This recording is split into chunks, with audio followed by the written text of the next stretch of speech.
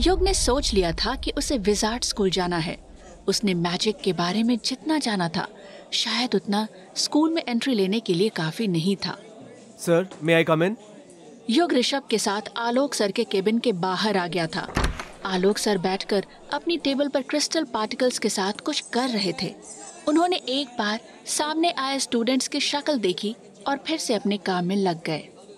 Sir, मुझे wizard school के बारे में आपसे कुछ पूछना था। अच्छा, पूछो। मैं भी मेहनत करके इसमें एडमिशन लेना चाहता हूँ। आलोक सर युग से ये बात एक्सपेक्ट नहीं कर रहे थे। उन्होंने अपना चश्मा ठीक किया और शॉक्ड होकर उसे देखने लगे। तुम जानते भी हो वहाँ एडमिशन कैसे होता है?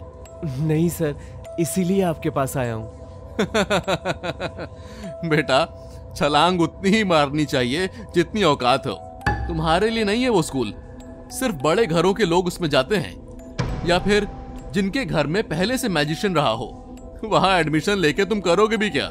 आलोक सर युग को उसकी सच्चाई बता के फिर से अपने काम में लग गए। युग के चेहरे पर जो खुशी थी वो उदासी में बदल गई। वो बिना कुछ बोले वहाँ से बाहर जाने लगा। रुको जरा, तुम्हारे पापा किसी रॉयल मैजिशियन के घर पे काम करते हैं ना? अगर वो फैमिली तुम्हारी सिफारिश कर दे तो जरूर तुम्हें एडमिशन मिल जाएगा। अगर आगे पढ़ने के लिए सीरियस हो तो नाक भी रगड़नी पड़े उनके सामने तो पीछे मत हटना। इस मौके के बारे में सुनकर युग वहाँ से चला गया। वो जानता था कि कोई भी उसकी सिफारिश क्यों करेगा।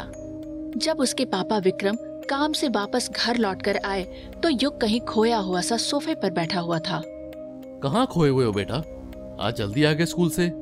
हाँ पापा, वो विज़र्ड स्कूल के एग्जाम के लिए छुट्टी मिली है। विक्रम बात को सुनकर बैग से कुछ फ्लावर्स निकाल रहा था। मैजिक की दुनिया में टूटे हुए फ्लावर भी जिंदा रहते थे। उन्हें घर पर रखने के बाद भी वो महीनों तक खुशबू देते थे। बढ़िया है, फिर तो तुम 10 दिन अपनी बुआ के घर रह सकते हो। और हाँ, आज शाम को राणा साहब के घर पर पार्टी है, मेरे साथ चलना। बड़े हो रहे हो तुम भी, शायद तुम्हें भी वहाँ पे कोई छोटा मोटा काम मिल जाए। पापा, पर मैं काम नहीं करना चाहता अभी। मैं विज़र्ड स्कूल जाना चाहता हूँ। विक्रम ये सुनकर शॉक्ड रह गया। उसने पॉट में फ्लावर्स को रखा और युग के पास आकर बैठ गया। ये क्या बोल रहे हो बेटा? वहां तुम्हें एडमिशन नहीं मिलेगा, और आज नहीं तो कल काम तो करना ही पड़ेगा। अपने पापा की मदद नहीं करोगे पैसे कमाने में? मदद करनी है पापा, इसीलिए तो अच्छे से मैजिक सीखना चाहता हूँ। वहां मुझे क्यों एडमिशन नहीं मिलेगा? क्या हमारा चेहरा उनसे अलग है? क्या हम इंसान नहीं है? क्या कमी है हमारे अंदर, बताइए। युग, हम उन लोगों जैसे नहीं हैं। वो बड़े लोग हैं और हम बहुत छोटे। पापा, आप तो राणा साहब को बहुत अच्छे से जानते हो। आप एक बार बोलोगे तो मेरा एडमिशन हो जाएगा। प्लीज पापा, प्लीज। लेकिन तुम्हें तो ये सब पसंद नहीं था और तुम्हारी तैयारी भी नहीं है। हाँ, लेकिन अब मुझे जादू सीखना है। तैयारी आप मुझ पे छोड़ दीजिए। थोड़े ही दिन बाकी हैं बस। बेटा, जोश अच्छा है तुम्हारा, लेकिन हमारे खून में भी जादू नहीं है। विक्रम की हड़बड़ाहट बता रही थी कि वो युग के इस फैसले से कितना घबरा गए थे। वो जानते थे कि जादूगर और रॉयल फैमिली के लोग गैर जादुई नस्लों के साथ कैसा बर्ताव करते थे। विक्रम ने युग के चेहरे को देखा। वो एक उम्मीद से अपने पिता को देख रहा था। उसके जिद देखते हुए विक्रम ने हाँ में सर हिला दिया। युग खुश होके वहाँ गया कि उसके पापा उसकी हेल्प करने को तैयार हो गए हैं। रात हो चुकी थी। युग अपने पापा विक्रम के साथ रॉयल फैमिली की पार्टी में गया। उस ग्रैंड पार्टी को देख युग के होश उड़ गए। इतना बड़ा घर और हर चीज जादू के सहारे चल रही थी। वहाँ वेटर नहीं थे। खाने की प्लेट्स और ड्रिंक सब कुछ हवा में उड़ रही थी। युग ये सब देखकर पागल हुआ जा रहा था। ऋषभ, वो देख, रेनबो फाउंटेन हवा में लटका है। तो क्या हुआ? रॉयल मैजिशियन की पार्टी है तो हर चीज जादुई होगी ना। यार, कुछ भी करके मुझे भी ये सीखना है। अभी तक तेरा ये भूत उतरा नहीं।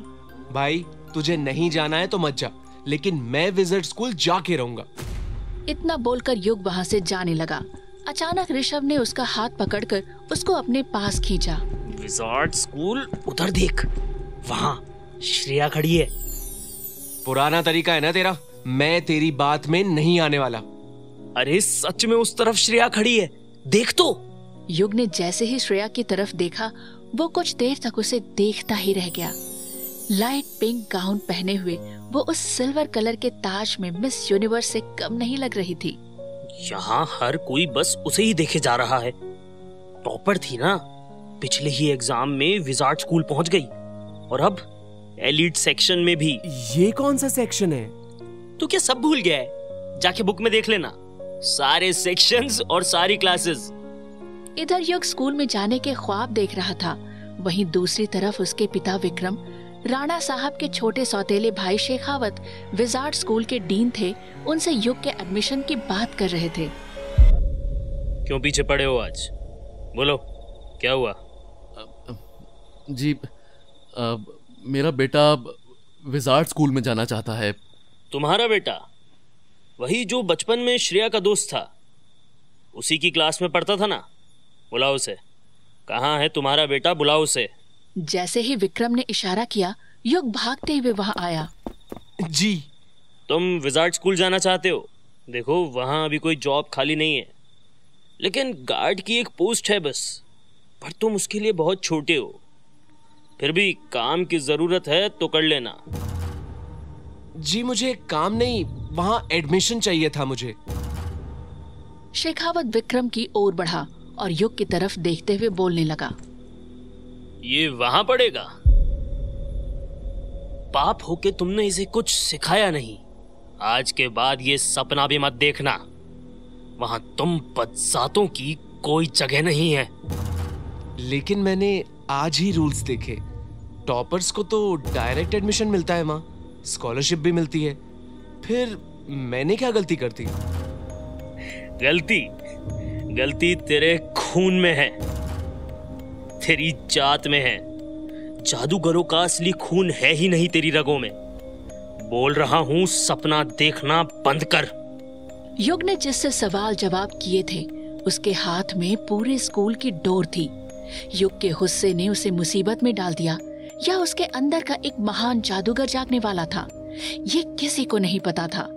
किसी खास की युग पर नजर भी थी, लेकिन युग इस सब से अनजान था।